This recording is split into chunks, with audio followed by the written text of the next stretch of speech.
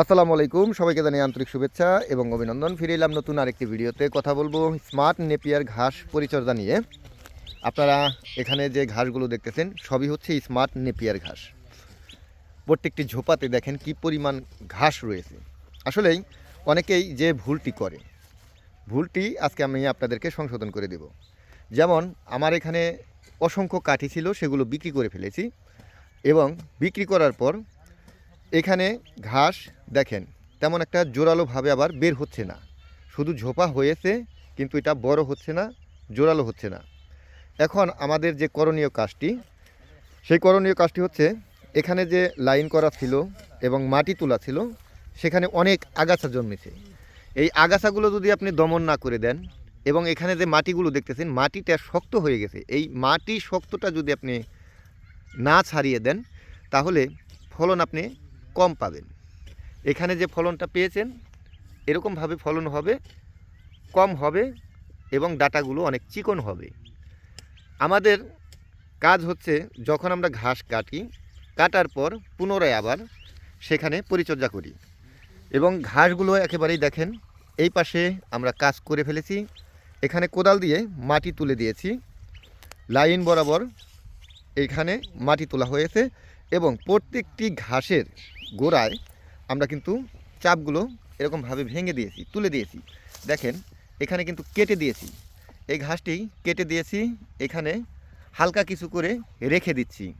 এখান থেকেই এখানে যে সাইডগুলো রয়েছে যেখানে শক্ত হয়ে গেছিলো, এই শক্তটা নরম করে দেওয়ার কারণে এখানে যে অল্প পরিমাণ ঘাস রয়েছে এই নরম জায়গাতে আবার পুনরায় আরও ব্যাপক হারে ঘাস বের হবে এবং এই ঘাসগুলোই পুনরায় আবার মোটা হয়ে বের হবে। আর এই পাশের চিত্র যদি আপনারা দেখেন, এই পাশের চিত্রটা একেবারেই চিকন, মনে হচ্ছে যে এখানে ঘাস সব মারা যাবে। তো আমরা এইভাবেই কাজ করি।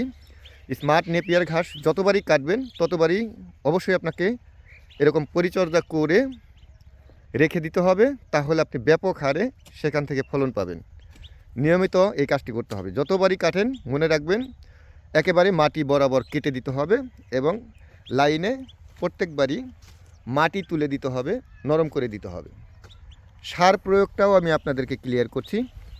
যখন আপনারা এরকম মাটি তুলে দিবেন জমিতে লাইন বরাবর, তার আগেই সার ছিটিয়ে নেবেন। ডিএপি এই সারটি দিয়ে দিবেন, কারণ ডিএপি সারটা ব্যাপক হারে কিন্তু ঝোপা সৃষ্টি করার জন্য সহযোগিতা করে। আর ইউরিয়া সারটিও দিয়ে দিবেন, যেহেতু কাটার পর হালকা কিছু বড় হবে, সেই ক্ষেত্রে কিছু ইউরিয়া দিলে খুব দ্রুত ঘাস বড় হতে সহযোগিতা করে। এই নিয়মে ঘাস চাষাবাদ করলে একটানা 5 বছর পর্যন্ত ঘাস সেখান থেকে বারবার কেটে গবাদি পশুকে খাওয়ানো যায়। অনেকে বলেন যে 2 বছর 3 বছর পর আর ফলন পাওয়া যায় না, আসলেই এটি একেবারেই ভুল। যদি সঠিক যত্ন রাখতে পারেন ঘাস অবশ্যই সেখান থেকে বেশি পরিমাণ ফলনও পাবেন এবং বেশি পরিমাণ বছরও আপনি সেখান থেকে ঘাস কাটতে পারবেন। তো অবশ্যই এই বিষয়টি মনে রাখবেন। দর্শক, আমাদের কাছে এই স্মার্ট নেপিয়ার ঘাসের কাটিং অ্যাভেলেবেল রয়েছে। যারা কাটিংয়ের জন্য খোঁজাখুঁজি করছেন, খোঁজাখুঁজি করতে হবে না।